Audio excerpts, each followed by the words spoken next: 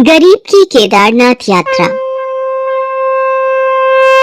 श्यामलाल और उसकी पत्नी उमा शहर के बड़े मंदिर में सफाई का काम किया करते थे।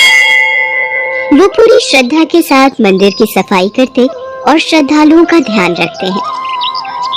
उमा रोज सवेरे सबसे पहले मंदिर आती और सारी साफ सफाई करती। उसके बाद जैसे ही पंडित जी मंदिर का द्वार खोलते, उमा सबसे पहले शिवलिंग पर जल चढ़ाती। ये उसका रोज का रूटीन था।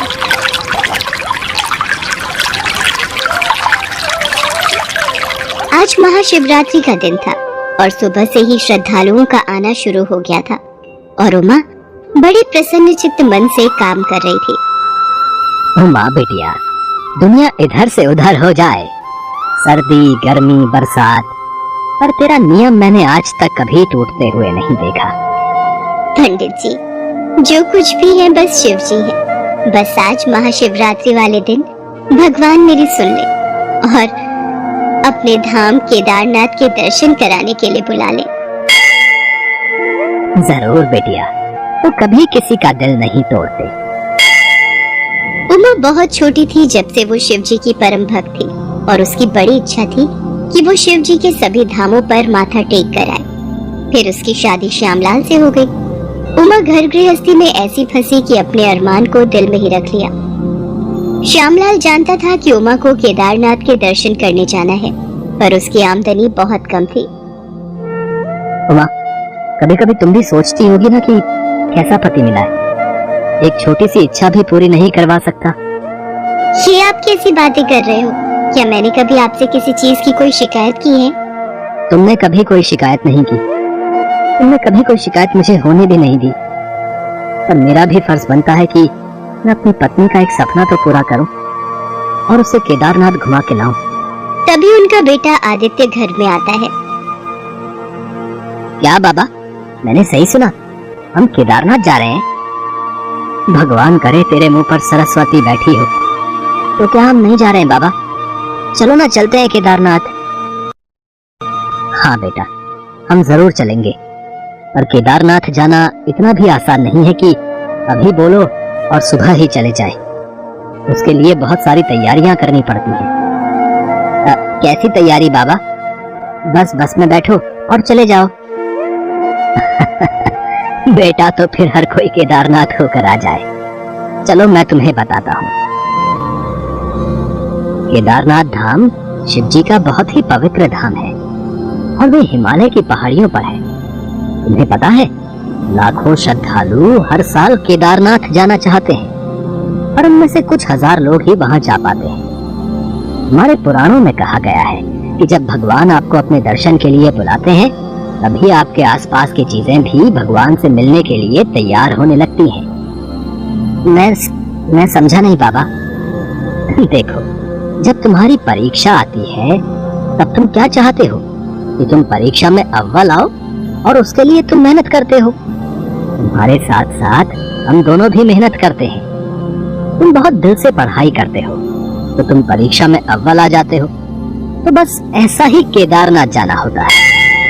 केदारनाथ एक परीक्षा है और वहां जाने के लिए हमें बहुत सारी तैयारी करनी है। तो ठीक है, हम लोग सब मिलकर तैयारियां करेंगे।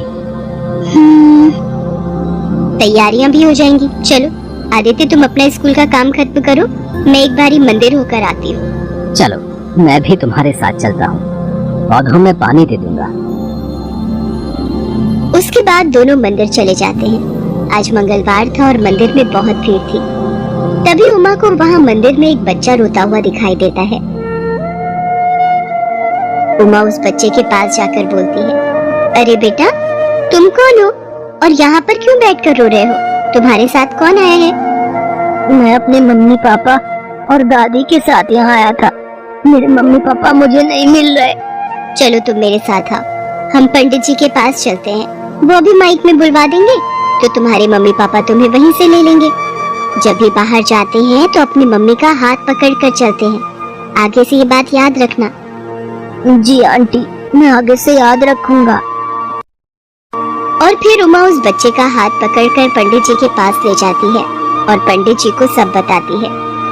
पंडित जी माइक में अनाउंसमेंट करवाते हैं कि जिसका भी बच्चा गुम हुआ है वो मंदिर के पास जहाँ प्रसाद मिलता है आकर अपने बच्चे को ले जाए। तभी वहाँ पर एक फैमिली आती है। वो काफी अमीर फैमिली होती है। उस बच्चे के पापा का नाम मोहन होता है। पंडित जी, अभी आपने अनाउंसमेंट करवाई थी, मेरा बच्चा मंदिर में गुम हो गया है।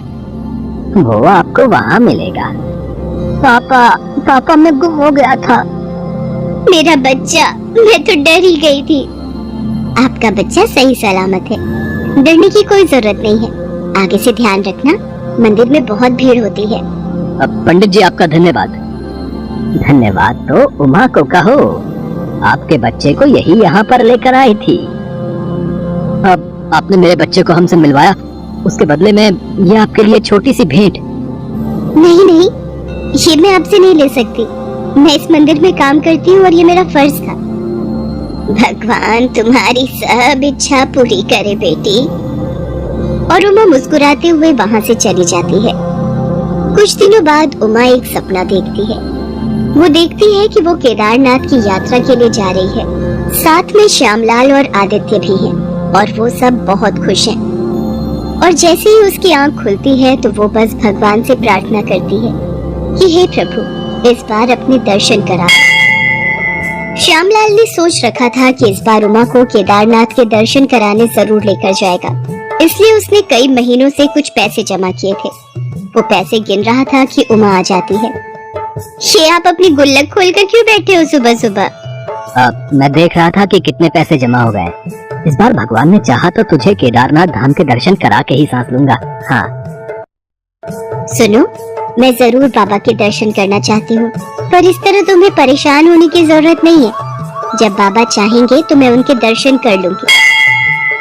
मैंने जरूर कोई अच्छे कर्म किए होंगे जो तुम मेरी धर्मपत्नी हो, पर उमा मेरा भी एक अरमान है कि मैं तुम्हें बाबा के दर्शन कराऊं। चलो देर हो रही है, मंदिर चलते हैं। उसके बाद वो मंदिर जाते हैं और काम वाम खत्म करके जब घर आने लगते हैं तो मंदिर के दरवाजे पर एक लड़का पर्चे बांट रहा होता है। श्यामलाल उससे पर्चा लेता है। उसमें लिखा होता है, केदारनाथ धाम की यात्रा के लिए हमसे संपर्क करें। देखो तो इस पर्चे पर क्या लिखा है? केदारनाथ की यात्रा के लिए इनसे मिले। क्या कहती हो, एक बार ही मिलकर आ जाए, थोड़ा खर्चा भी पता चल जाएगा। इस बार रहने दो, कुछ पैसे और जोड़ लेते हैं, अगली बार चलेंगे। नहीं, मेरी कोशिश है कि इस बार ही चलेंगे। चलो ना, पहले एक बार जाकर पता कर लेते हैं, फिर जैसा होगा वैसा देख लेंगे। चलो, आप कहते हो तो एक बार ही पता कराते हैं। और फिर दोनों उस टूर एंड ट्रेवल के ऑफिस में जाकर केदारनाथ के लिए पता करते हैं। वहाँ पर उमा को मोहन पहचान लेता है और फिर बड़ी इज्जत के साथ में उन्हें अपने केबिन में ले जाकर, उमा जी बताइए, आपकी क्या खातिरदारी की जाए? मोहन जी, आप तो शर्मिंदा कर रहे हैं। तुम इनको जानती हो? उमा जी की वजह से मेरा बच्चा मेरे पास है। उस दिन वो मंदिर में गुम हो गया था, तो उमा जी की वजह से वो मुझे मिल पाया। आप बताइए, आप यहाँ किस लिए आए हैं? हम लोगों को केदारनाथ की यात्रा पर जाना है। हम आपसे ये पता करने आए थे, आने जाने का टोटल कितना खर्चा हो जाएगा? खर्चे की क्या बात है श्यामलाल जी, आप ही की बस है। जब चाहो बोल देना, मैं अरेंजमेंट करा दूंगा। नहीं नहीं मोहन जी, हम बस यहाँ आपसे पता करने आए हैं। आप हमें बता दीजिए कि टोटल कितना खर्चा आएगा। श्यामलाल जी, जाने का टोटल खर्चा एक आदमी का 2500 से लेकर के 3000 तक होगा। और उमा जी, मैं आपसे पूरा चार्ज नहीं लूंगा। आपकी वजह से आज मेरा बेटा मेरे पास है, तो थोड़ा सा सेवा का मौका आप मुझे भी दें। आपने उस दिन बिना स्वार्थ के मेरे बच्चे की रक्षा करी, अब मुझे मौका मिला है तो प्लीज मुझे भी सेवा का मौका दीजिए। मैं इस बारी आपकी एक नहीं सुनूंगा। घर आकर श्यामलाल उमा से, बड़ा ही भला आदमी था और उसने तो हमारी सारी टेंशन ही खत्म कर दी। उमा, कुछ मत कहना और केदारनाथ जाने की तैयारी करो। भगवान ने आखिरकार मेरी सुन ही ली। अगले दिन उमा के बचपन की एक दोस्त उसके घर आती है। अरे सावित्री, कितने दिनों बाद आई, सब ठीक है ना?